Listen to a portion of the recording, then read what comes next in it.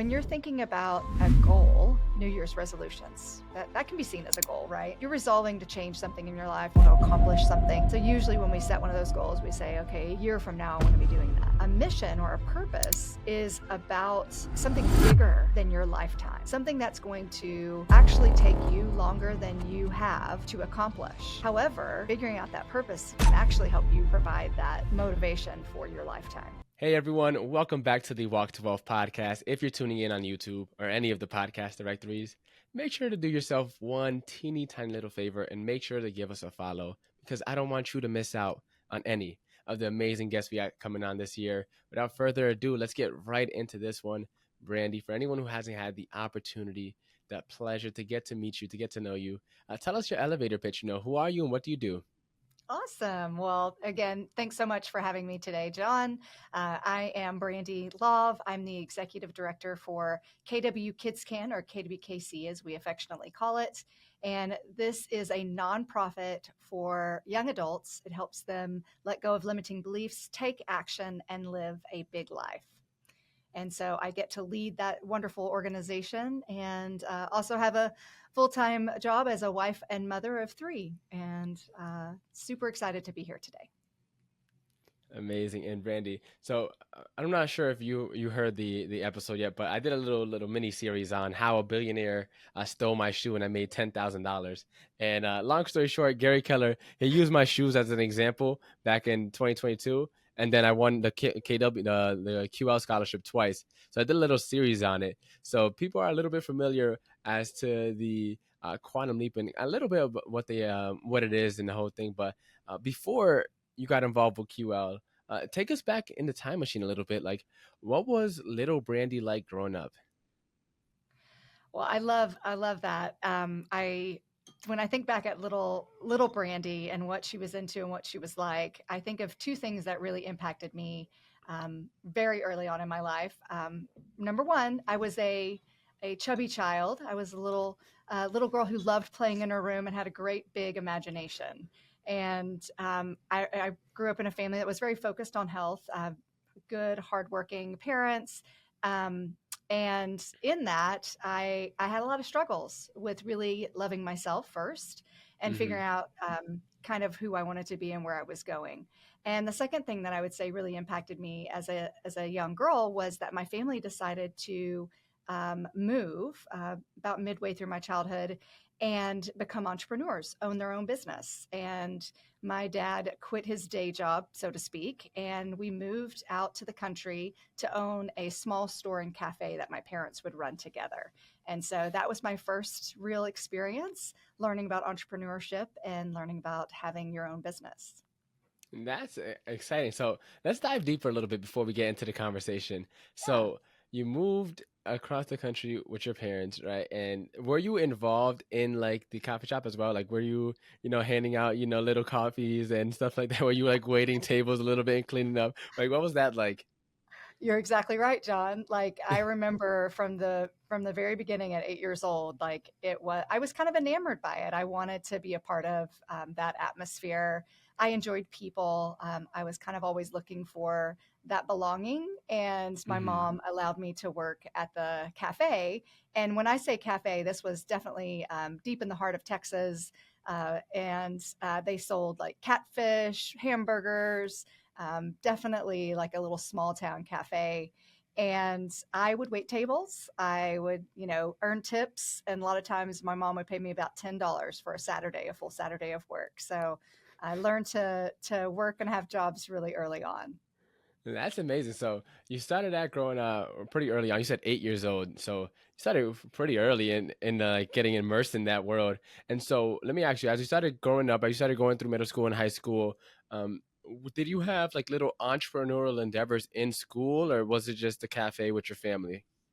It was really mostly focused on that family business. hmm At the time, I don't think I realized the power in creating my own journey and business. And I think I always admired it, but I was really more focused on small, odd jobs. Of course, always working with my family, but I did lots of babysitting growing up and nannying, and that kind of became my my second like jobs, if you will, and really did great at that, and ended up making quite a bit of money doing that, and kind of course, got a taste of what it was like to have my own money, and that felt really important at that time.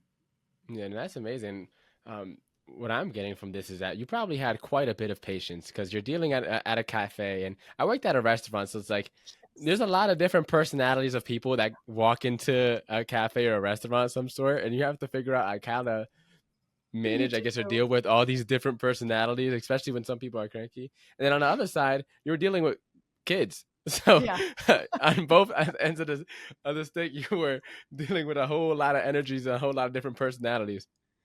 It's really true. And John, I went on to, on throughout my college years to work in restaurants too. And I always say that everybody should do that at least once in their lives Hmm.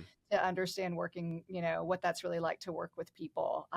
But I learned a great deal from it. You're right. Like not only patience, but also just how you can make someone's day a little different in those Yeah. interactions. And that was really important too.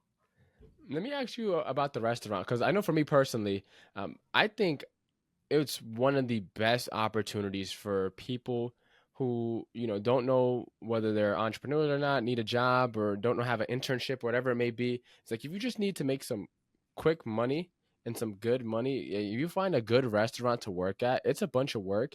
But like aside from, of course, dealing with all the different peoples and the personalities, like one of the biggest things for me, like I never went out growing up as a kid. We never had the money to, so I had Mhm. absolutely like zero dining etiquette whatsoever. So I was able to learn the dining etiquette one, and then two is no matter how nice the restaurant is, I don't care what anyone says. Behind curtain, like the closed, behind closed doors, it's always a mess. Like no matter how amazing it looked on the outside. I remember my first, not my first, my first day working was literally so I did the interview, and so I Mhm. come down business casual, right? And my friend told me about the job. She was like, "Yeah, John, just come in business casual. You know, meet with the manager Will, and yada yada yada." And I go in to like shake his hands, and he like daps me up and like gives me that like the bro hug. I'm like, okay, Yeah. Yeah. okay, wasn't expecting that. And then we talked for 5 minutes. He was like, "All right, John, like when you can come in." I was like, well, it's the middle of the pandemic just started. This is like May, Oh, June, or yes. 2020. So we had rooftop seating. So that was the only thing, like one of the only restaurants available in my city, right? And he was like, "Yeah, just come in Wednesday." I'm like, "Okay." Came in Wednesday around like 5 ish or 4:30 ish in the afternoon. They gave me a shirt. It was like, "Hey, John, this is where the liquor is. This is where all the bus bins are. This is where the roll ups and the napkins and the silverware is. Um, Start." Just get And that was started. that.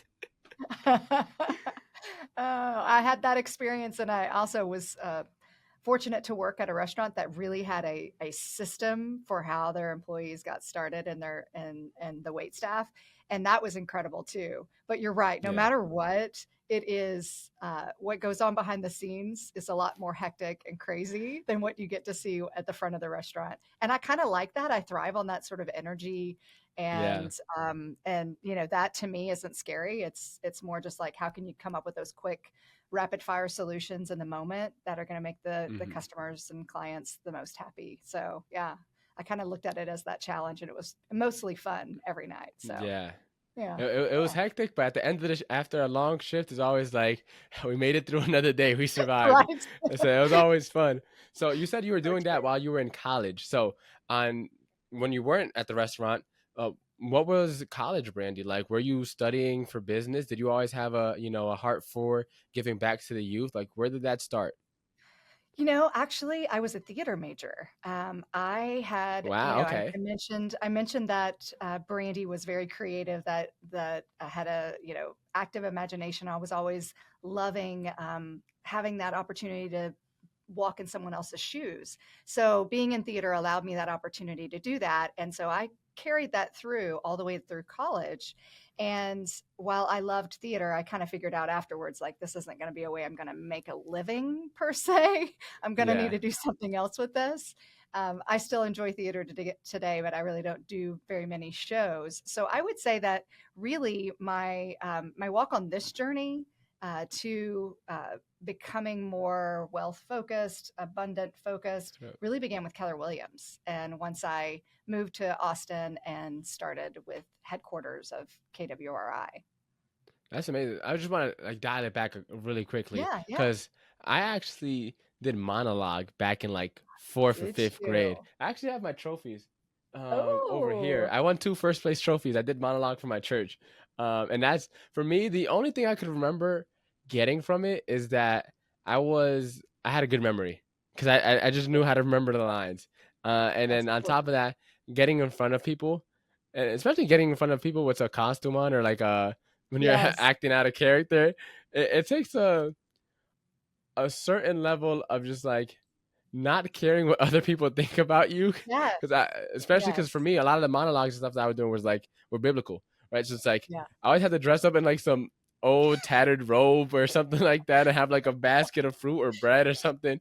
Like, I always had to dress up as the worst costumes ever and then go in front of all these people and then perform whatever the monologue was. But it Yeah. definitely helped me. As I said, for me, my biggest takeaway from it was learning that I actually had good memory. I didn't know that that was a skill Mhm. or a talent until some of the other kids in the church, they wouldn't pick up the lines as quickly as I did.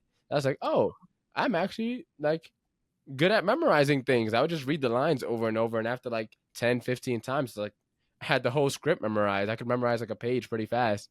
But as for you, like I know quite a few people that were in theater, but normally most people don't really touch upon that life. It seems more like a phase, but I think there's things that could be applied and learned to other areas of life as well. So like what were some of the things that theater taught you that you've been able to apply into your life today? I think one of the major things is that empathy is like one of the greatest strengths that you can have because reading all these stories and characters and getting to develop a character around their history and what it is you want to portray on the stage, like that to me gave me a window into other people, other cultures, and I felt like that was really important. And so I would say that helped me a ton. But then you also mentioned just public speaking and being able to perform those monologues. That has helped me in my career in a huge way, to be able to not be afraid of walking on stage and expressing what I'm working on, and knowing that that takes a little bit of, like you said, not caring necessarily about what people will think, but also caring very deeply about how you're going to get your message across, and giving it that same level of emotion and passion that is going to be important to move everybody. And I think Hmm. that is a big thing that I learned from theater. Also what really comes to mind too, John, is what we were talking about, the restaurant business. Like there's Yeah. so much that goes on behind the scenes in theater as well. So I kind of I thrive in those environments, Hmm. and can deal with the mess, the turbulence that happens right before the show, and then also walk out on the stage and know that everything's going to be okay, and be able to kind of do that in the heat of the moment. So yeah, those two worlds kind of collide in that way. So So let me actually, because I actually learned this idea from someone I talked to who used to be in theater, and they said whenever they would have stage fright, it's because you have like pent up energy. So like what you need to do is like go find a place where no one's looking and just yeah. like do like jumping jacks or some type of like very exertive movement to help you just get the blood flowing again. So like for you, like how do you get rid of those, or not get rid of, but deal with the stage fright and the butterflies that come up, whether you're going on theater and a stage and performing and acting, or you're going up in front of to give a KWKC speech or whatever it may be? How do you work with those butterflies that people get that when they're in the heat of the moment? I think what works best for me is, you're right. Like one of the things is just getting out some of the energy, the pent up energy. But I think mostly part of my mantra, or I won't say my mission, I'll share that later. But part of what's really important to me is connecting and knowing that there is love out there for all of us. And Hmm. I, several times before I walk on stage, John, I will repeat the word love in and love out, love in and love out, because that's really what I'm going up there to do, right? Is to love on people, to show and share what I've learned and loved. And if I can do that in anything that I Hmm. go out on stage and do, I can feel proud of what I've done and what I'm a part of. So that means the most to me, and that usually helps calm me right Yeah. before. Yeah.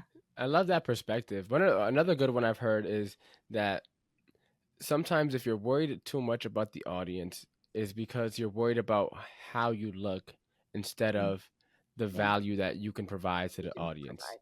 Yeah. And like when you shift that perspective, this has been a good one for me personally.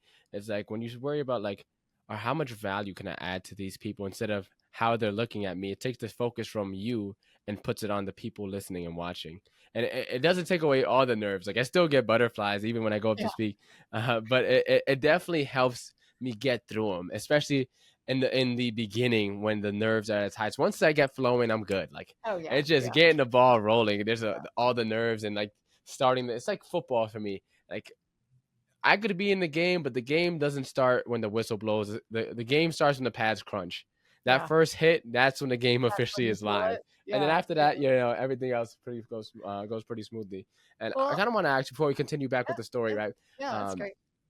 when you're acting, right, you have to embody a character. You have to embody this Yeah. sometimes imaginary, fictionary person or dragon or whatever it may be, right? And a lot of people suffer with imposter syndrome, Hmm. and they believe that the character that they're playing isn't worthy of the things that they're receiving or the direction, the goals that they're accomplishing, et cetera, et cetera. So I kind of want to ask you a little bit of a deeper question here, but how can we kind of begin to embody, someone who is confident and feels like they're deserving of the blessings and the rewards that they've been able to receive? Because I feel like for me personally, imposter syndrome was something that took me a while, one, to figure out that I was even suffering with it, because it Hmm. wasn't the typical like, because I knew I worked hard and I was deserving, but it shows up in so many different ways, right? Yes. That's what I learned. But how do you kind of work through that, using some of the things you learned from like theater?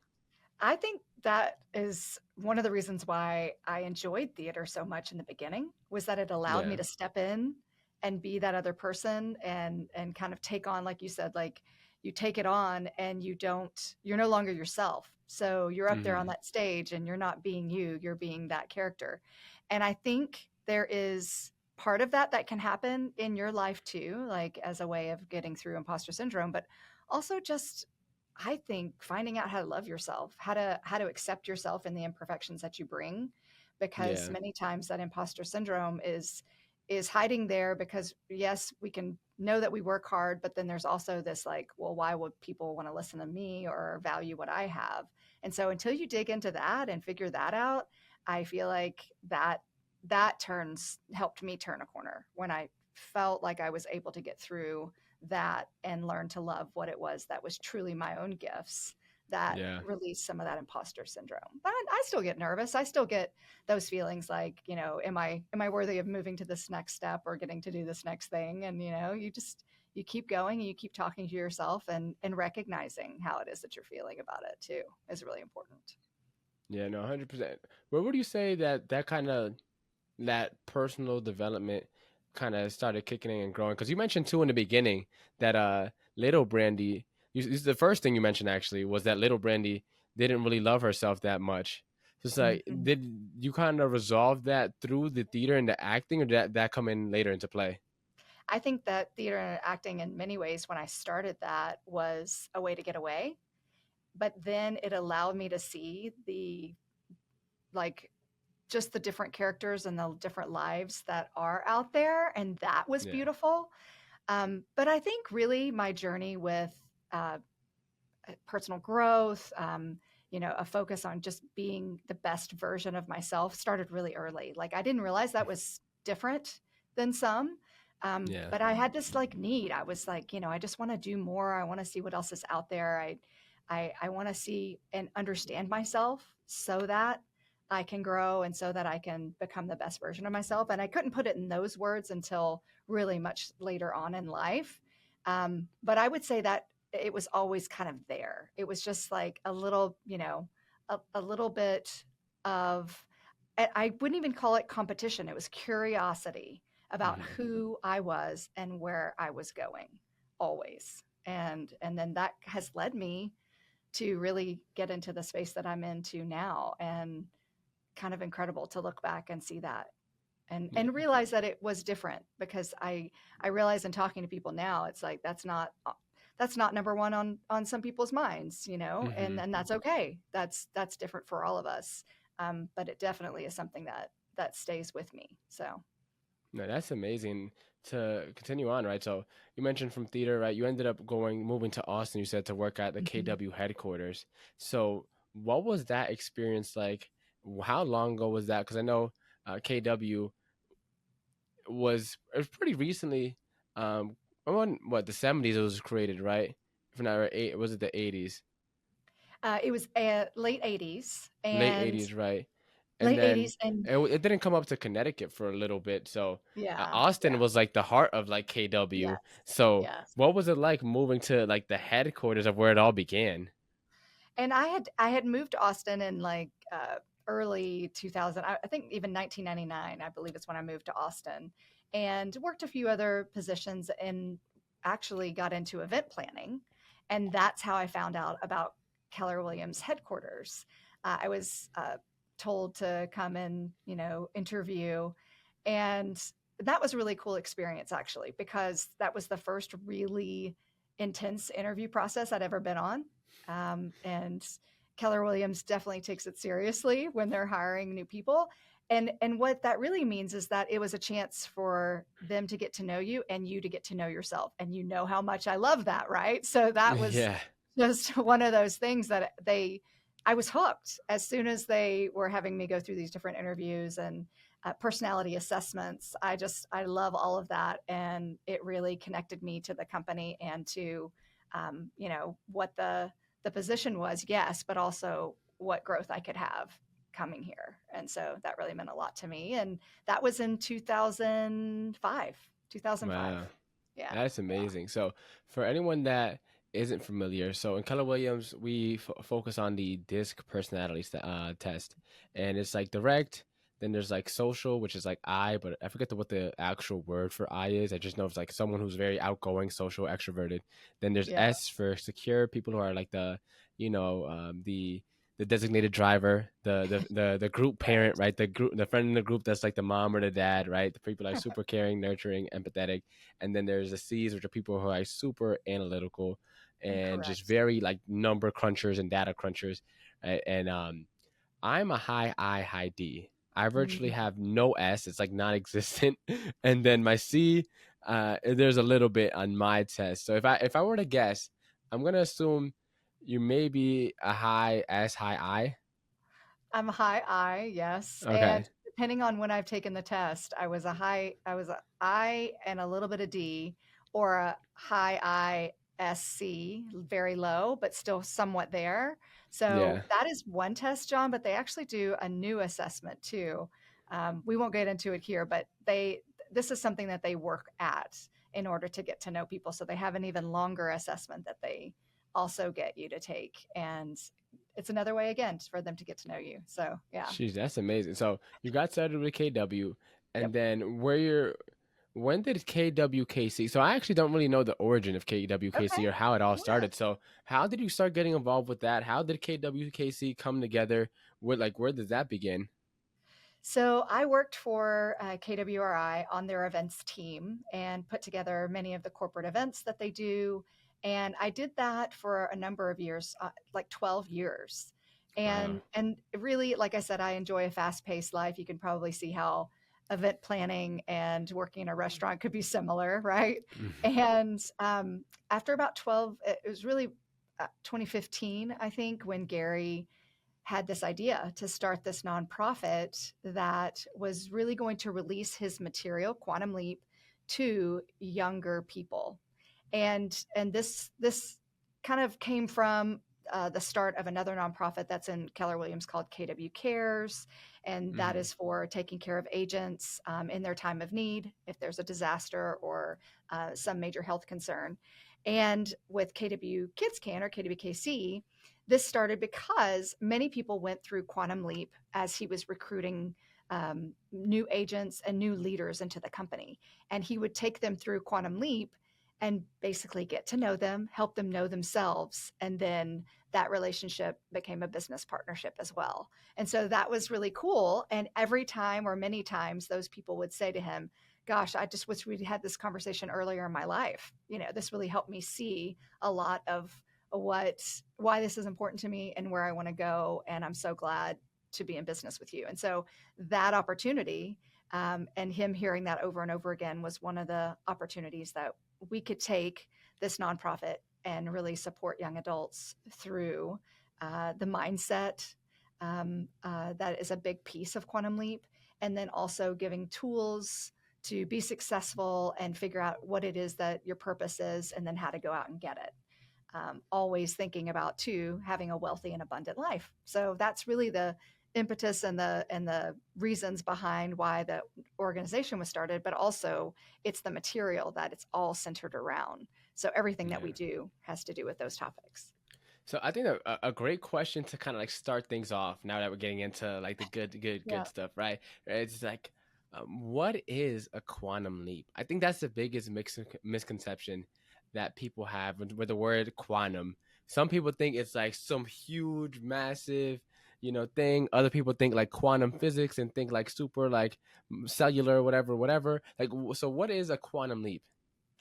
Gary made up that name, came up with that name as kind of a play on words on purpose.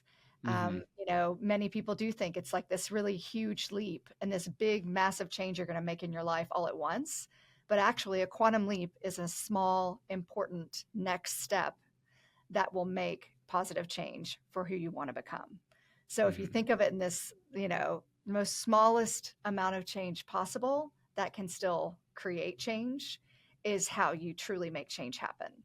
So, he explains it in his class, and it's always a cool moment for people because many people think it's this like major change. And many of us do this, right? At the new year, we're coming up on a 2024. Many people say, oh, I'm going to change my life. I'm going to, lose 50 pounds. I'm going to do all these things, right? It's going to Yeah. happen on day one. And then we all, tend to lose focus because we're human.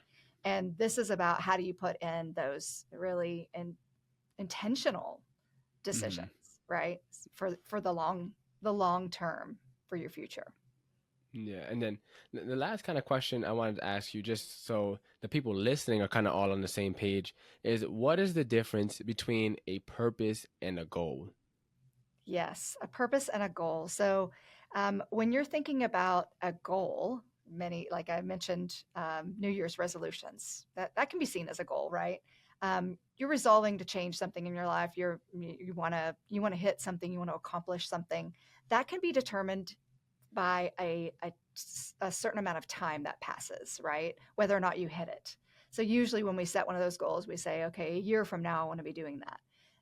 A mission or a purpose is about a something bigger than your lifetime, something that's Mm-hmm. going to actually take you longer than you have to accomplish.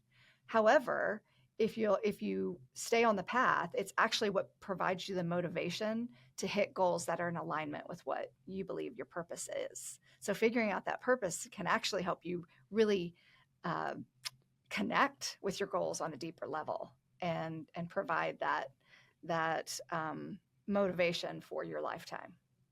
Yeah, I love that was one of my favorite things that I love learning at KWKC when I went to the QL Summit is like learning the difference. And for me, like I have a pretty strong upbringing in like the Christian faith, so it's like I always bring Yeah. up the story of like Moses, like he got people out of the desert, but he never made it Yes. to the promised land himself, right? And it's Mhm. like knowing that the trees you'll plant, you'll never be able to soak in the shadows of the that it casts, but you still plant them anyways, knowing that it's going to be able to cast a shadow and someone else in the future may one day be able to rest underneath the shadow or harvest the apple from the apple tree, even though Yes. you may never get to even see it grow out of the ground, right?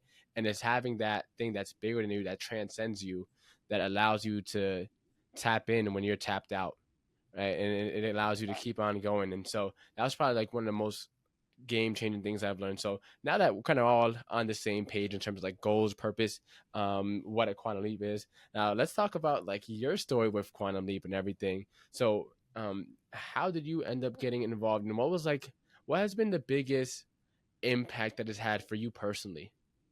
Yeah. I think to answer that, I want to take us all back to 2014 Mm-hmm. because that's when I realized I had just had my third baby. I have two boys and a girl, and I had been an event planner for many years, and I realized that I loved what I did. I did. And it would provided me with a really full life. I also realized that my tendency was to take on everything, was to do and make everything equally important in my life and think that I could do it all. And in, having started my family and being on this journey within Keller Williams, I realized that I was tired, that I wasn't taking care of myself, and I had kept myself very productive and busy, but hadn't really figured out what was important to me and where I wanted to go. And so I started on my, I would say, a deeper journey with myself, with coaching and really figuring out who it was that I wanted to become. And what's so strange about this, John, is that for me was happening at the same time as like the nonprofit was getting started. I didn't know it at the time, but I was on the events team and I actually helped support one of the earlier events when it was just getting kicked off. And at the time, I just remember thinking how amazing that was and how cool that was. But I also realized I had never really taken quantum leap for myself and taken that in. I had been the event planner. I had maybe provided that opportunity for others, but how was I letting it kind of sit with me and change me? So fast forward a year or so later, I had gone to doctors to figure out my health, figuring out how I was going to get better sleep. That I was just really had overextended myself for a lot of years. Also got some help, Mm-hmm. in our family, and realized I couldn't do all those things. Right. So it just so happened that I think this was 2017, the opportunity presented itself that they needed a leader for KWKC. And I decided, I was like, I would love that opportunity because I've been on this journey myself. And now to be able to know that Keller Williams has these opportunities for young adults and other people that are just starting their journey, maybe I can help some other people figure out first who it is that they want to become before Mm-hmm. they just take on everything and become busy living a life without really deciding some things for themselves first. So it was really kind of one of those moments where I was super excited to be able to be on that journey and also for myself, it was like twofold to be able to continue to walk that and live that way meant a lot for me as well. And yeah, I'm just so excited to be here and be able to bring this to so many people.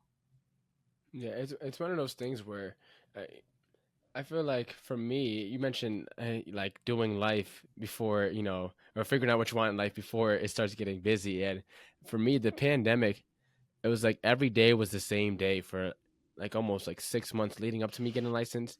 I pretty much was working at the restaurant and K Jewelers every single day, or literally all the time, and studying for my real estate exam.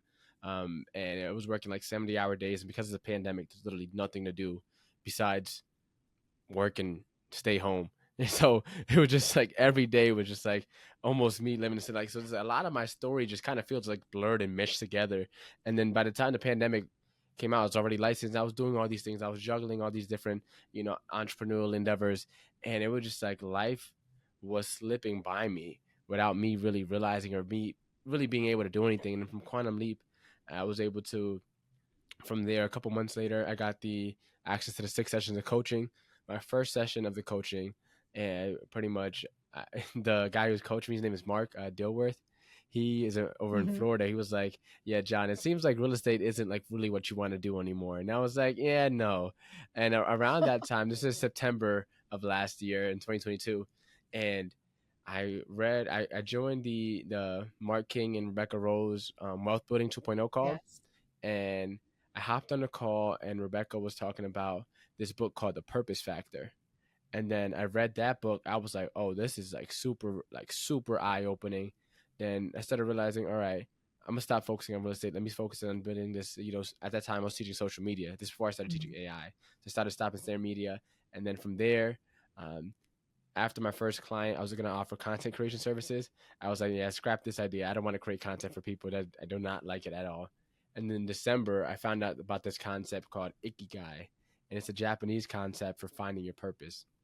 And it's pretty much the intersection of four circles. It's what you love to do, like Uh-huh. what do you do and time just ceases to exist? Like, what are those things that just make you forget that you're, about everything? You're just in the moment. And then what the world needs. So all the problems that are currently going on in the world that you feel compelled to solve or that annoy you, because usually if you something annoys you, it's because you care about it at some Mhm. level, right? So Mhm. that's usually how I teach it. And then the third circle is what you can be rewarded for, because although charity is great, we still have to make ends meet and we have to put food on the table, right? So Mhm. like, what can you be rewarded for? And then the last circle is, what are you good at? Like, what are you things that you can excel at? And I kind of changed it because I feel like you can be good at a lot of things and doing a lot of things. For me, I mistook that, and I was mistaken, motion for progress. And I was doing a lot of Mhm. things, getting a lot done, but not really moving a needle forward. So I like to say, what do you have the aptitude to be great at? And so it's like being great. The difference between okay and good, and the difference between good and great, is like two very different gaps. And so it's like is that much more work that goes into becoming great. And you can't be great at very many things, or at least world class level great at many things. So it's like it forces you to focus up and dial in. And long story short, that's kind of how I started getting to figure out that the podcast is really what I truly want to do. But it all kind of sparked from QL and then went from there. So like, what was that kind of journey for you? Like that, I guess that enlightening journey for you that made you realize like, hey, I'm called for something different. Mhm.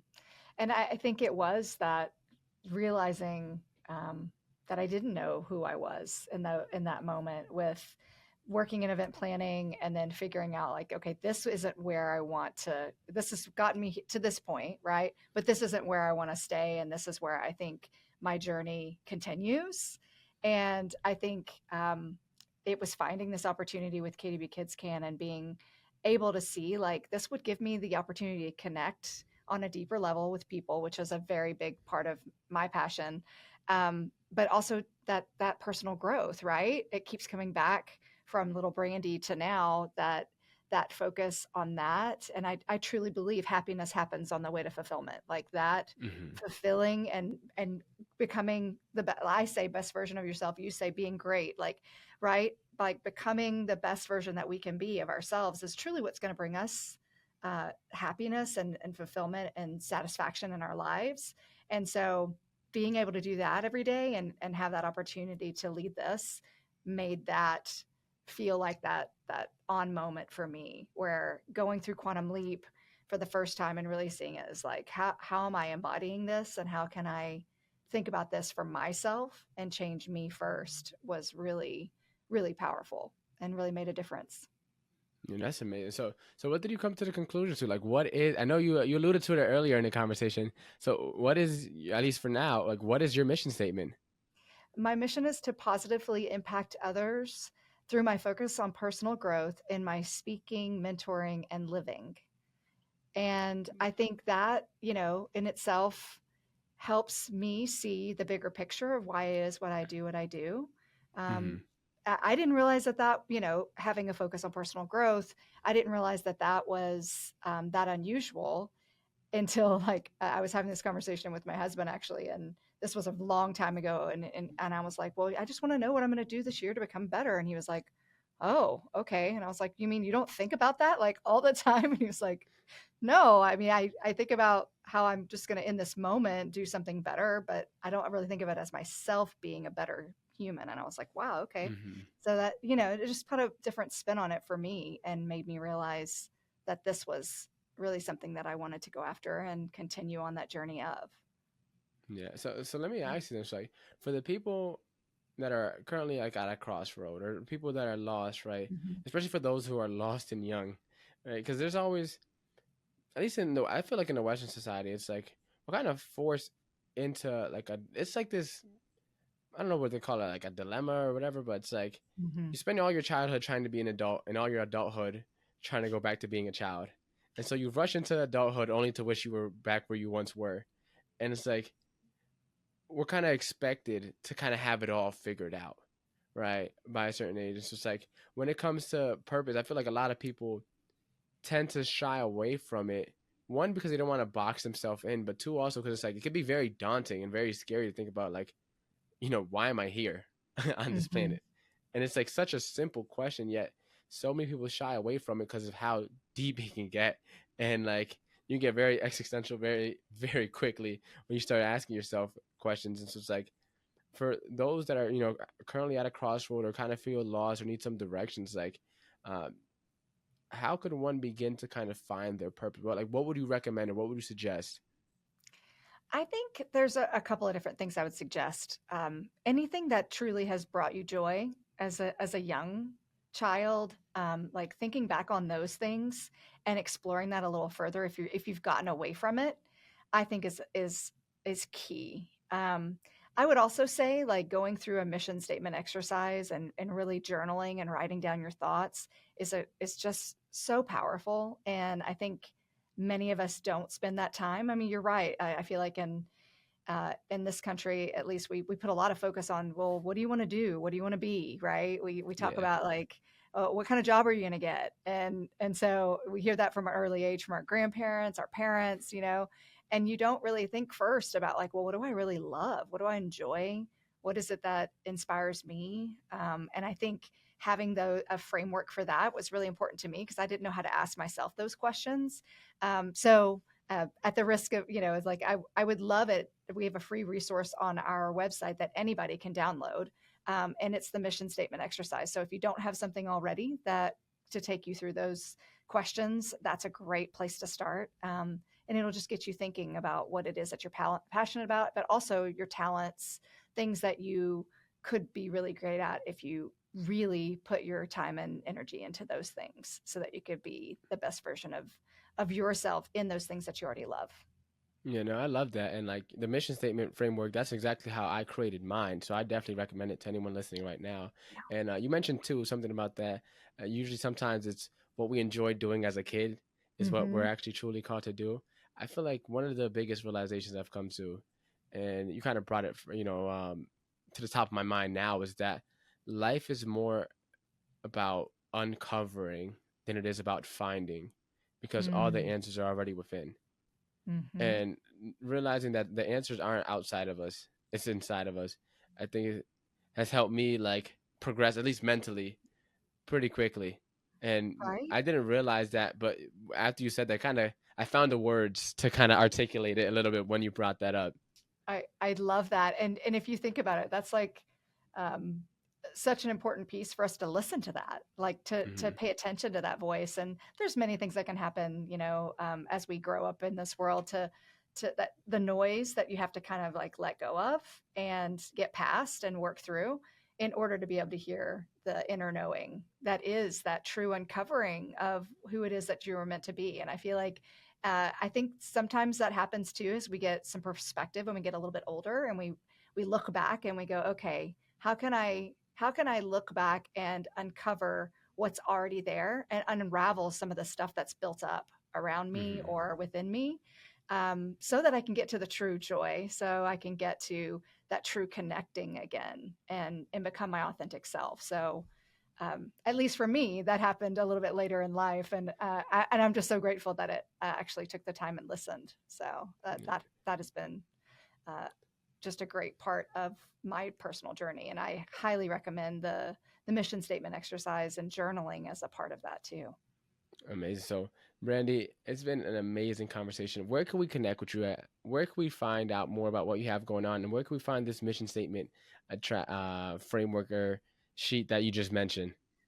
You can go to kdbkc.org, and especially if you're under 30, that we focus a lot on young adults that are figuring out where it is that they want to go next.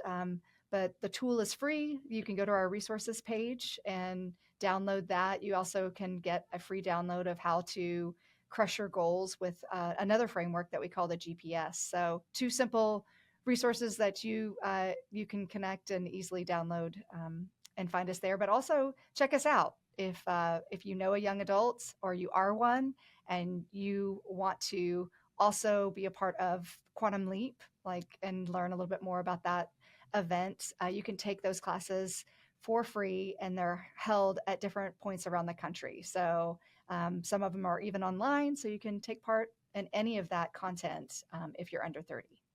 And super quick question. When's Quantum Leap 2024? I know I'm going. I just didn't get my ticket yet. I'm Yeah, not sure if yeah. tickets are even out. It's not open yet. Registration's not open, but we do know the dates, and it's the uh-oh. I think I'm gonna say it's the 13th through the 15th. So it's usually like a Thursday through a Saturday. So I think if It's like those early dates to are mid right. June. Yep, yep, Okay, yes. perfect, perfect. All right, so now it's time for our rapid fire round. The famous 5 questions, same 5 questions we ask every single guest. Question number one is, what is the most impactful lesson you've learned in life? I'm gonna go back to happiness happens on the way to fulfillment.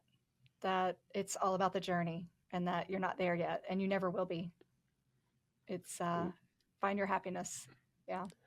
What is the most admirable trait a person can have? I would say resilience. I tell my kids we talk about being kind, curious, and courageous, and that courageous is the one I think is that we have to learn how to be brave and to walk this life and figure out where we want to go next. If you had to change someone's life, but you only had one book to recommend them, which book would you recommend?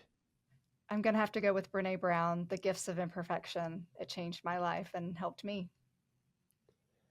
What is the legacy that you're working on leaving behind?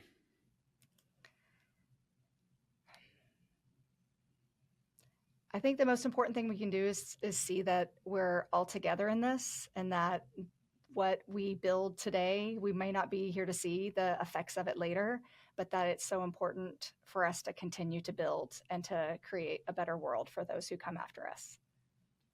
And for anyone that wants to embark on their walk to wealth today, what is the first step you recommend they take? I think thinking about who it is that you want to become, and start now thinking, if you've never thought before about that question, or why you're on this earth, then start there. And then, of course, go to kwkc.org if you need help. Amazing. Brandi, thank you once again for hopping on this podcast with me and sharing your story and just having this amazing conversation with me. I'm so glad we were able to, one, connect, two, that KWKC is a thing, because we probably would have never connected, or at least would have never connected like this. And three, just thank you so much again for hopping on. Thank you so much, John. I appreciate it and look forward to seeing you continue your journey.